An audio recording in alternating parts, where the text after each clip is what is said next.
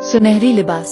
एक दूर की बात है, एक खूबसूरत वादी में एक छोटा सा गांव था जिसका नाम गुलजारपुर था। इस गांव में एक गरीब दर्जी की बेटी रहती थी जिसका नाम नूरा था।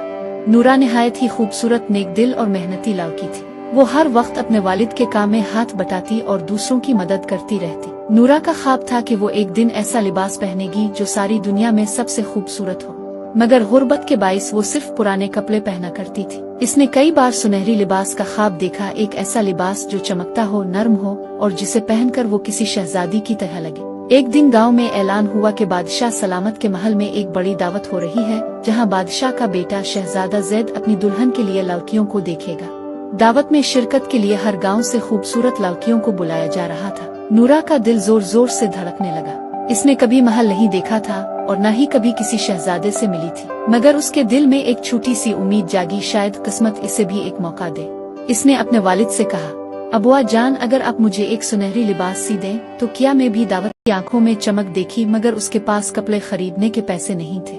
इसने प्यार से नूरा के सर पर हाथ रखा। बेटी, मेरे पास सोना तो नहीं, लेकिन तुम्हारे लिए कुछ जरूर करूँगा। अगले दिन वो पुराने कपड़ों की अलमारी से चमकदार धागों, कुछ फीते और सुनहरी बटन निकाल लाया। वो रात दिन मेहनत करने लगा। इसने धागे से कलाई की पुराने कपड़े को साफ करके इसे एक खूबसूरत शक्ल दी। चंद दिनों में इसने एक प्यारा सा सुनहरी लिबास तैयार कर लिया। नूरा ने जब लिबास पहना तो वो सच में शहजादी लग रही थी। वो आईने के सामने खड़ी होकर मुस्कुराने लगी। अबुआ जान, ये तो बिल्कुल ख्वाब जैसा है। दावत का दिन आ गया। नूरा सुनहरी लिबास पहनकर दूसरे गाँव वालों के साथ महल पहुँची।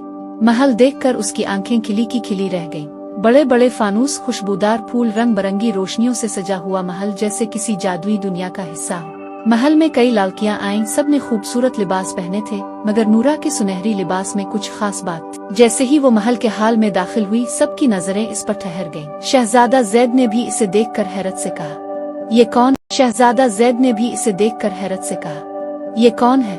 इसके लिबास में कोई जादू है। नूरा घबरा गई, मगर इसने नजरें नीची रखें और खामोशी से खड़ी रही। शहजादा इसके करीब आया।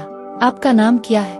नूरा ने आहिस्ता से जवाब दिया, नूरा। शहजादा मुस्कुराया, आपका लिबास बहुत खूबसूरत है, क्या ये आपने खुद बनाया? नूरा ने फख्र से कहा, मेरे अबुआ ने बनाया है, वो गांव के दर्जी है। शहजादा इसकी सादगी और बातों से बहुत मुतासिर हुआ।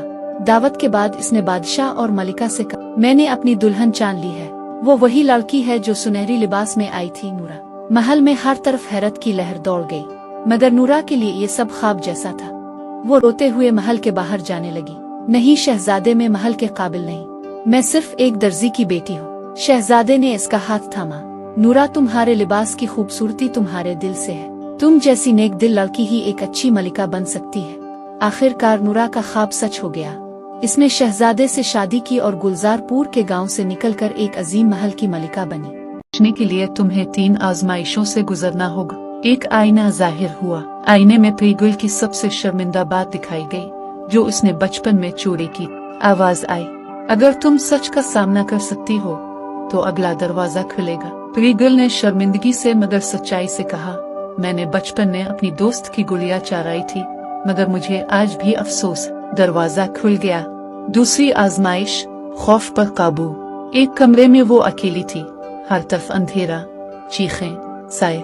अचानक एक खौफनाक साया उसकी माँ का रूप लेकर आया।